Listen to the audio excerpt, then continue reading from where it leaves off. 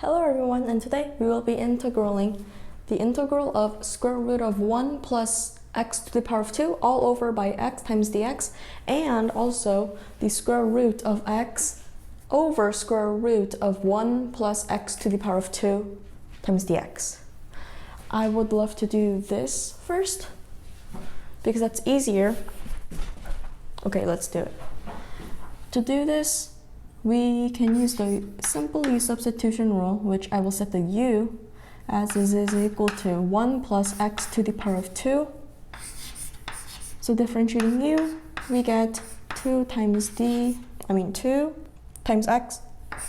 times dx. All right, now I will divide 2 on each side. So, okay, and now the x dx, this part, is replaced by this. So we get, since this is a coefficient, it comes in front of everything, and then the du goes all the way back. And then that's 1 over square root of u is equal to 1 plus x to the power of 2. U replaces with that. All right, now the integral of 1 over square root of u, I will first change this into a u is equal to minus 1 over 2.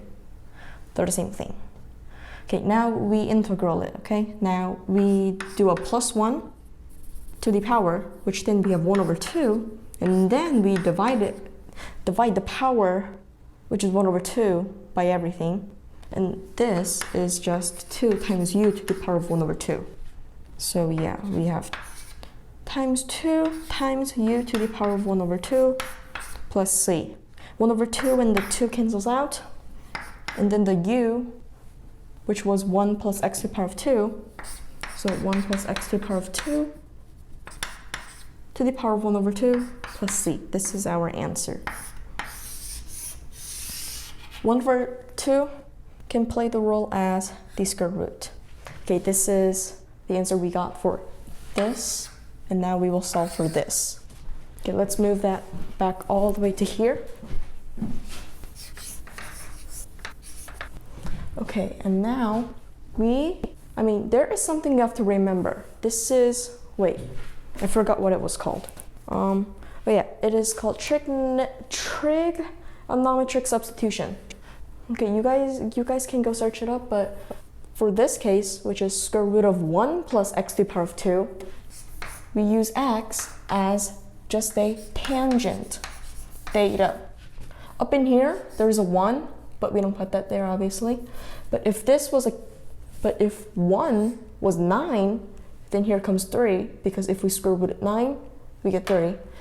If 1 was actually like 64, 8 comes in here, and then if we have 728, 9, we would have 27.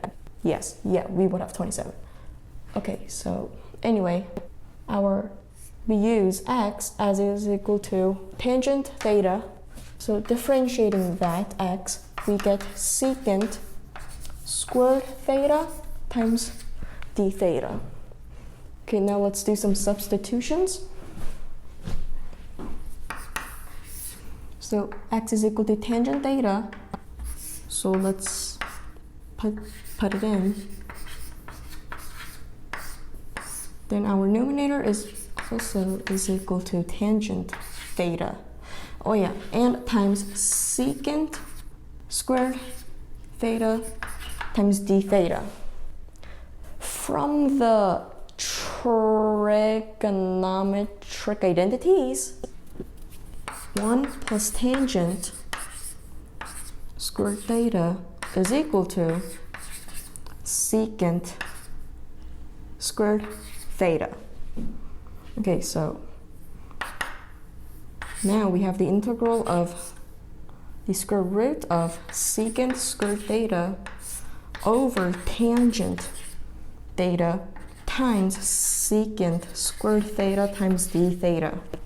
The square root of secant squared theta is just equal to secant theta, but there's a times secant squared theta, which then that would make it to secant cube theta d theta over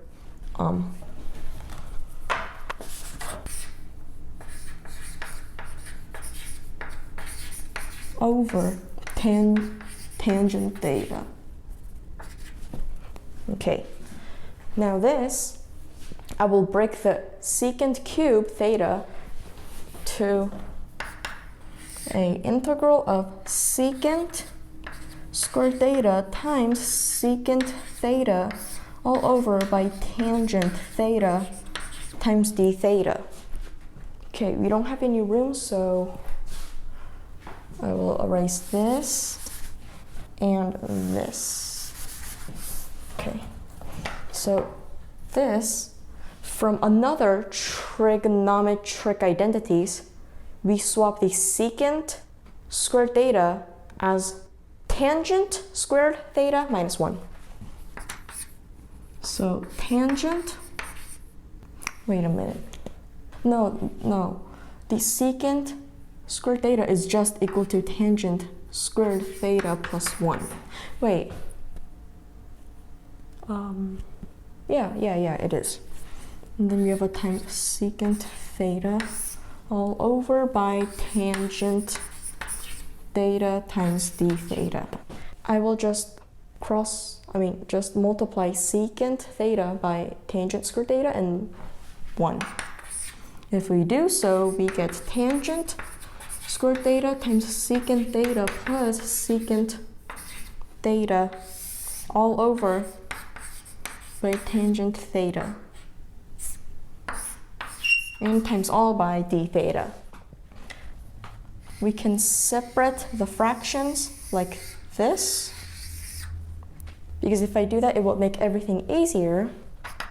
So the tangent squared theta times secant theta over tangent theta, sorry guys, let me just catch some breath.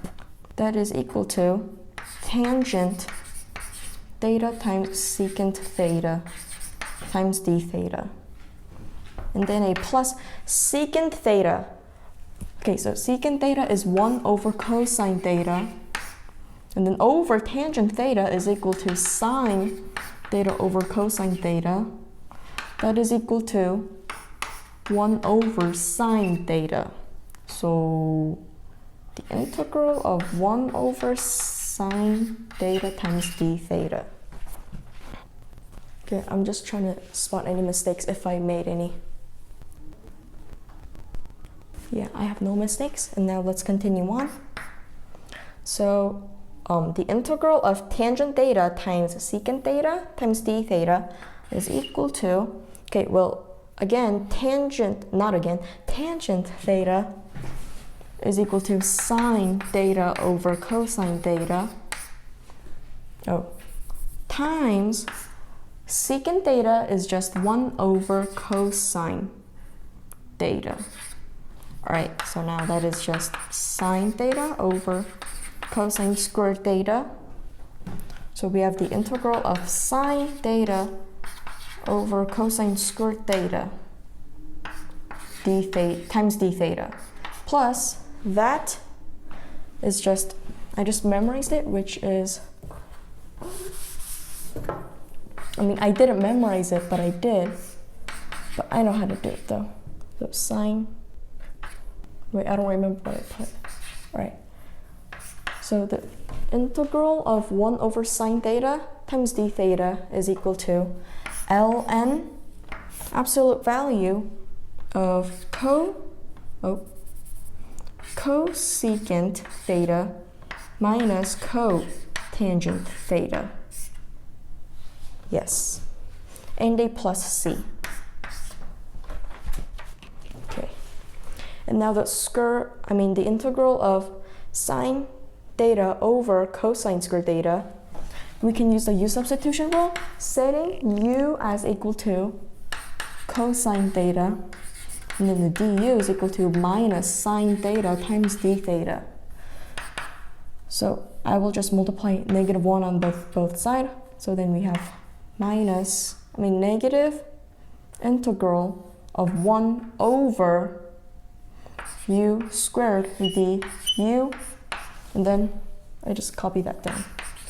And then we have the ln of absolute value of cosecant theta minus cotangent theta plus c.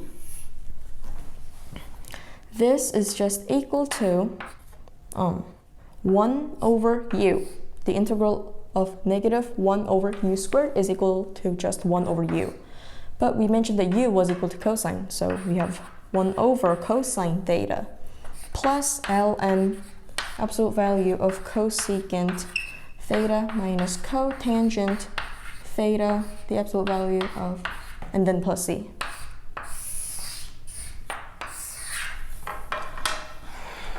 A bit messy, I'm sorry, but this is the finished solutions, and thank you guys for watching, and see you guys in the next video. Bye.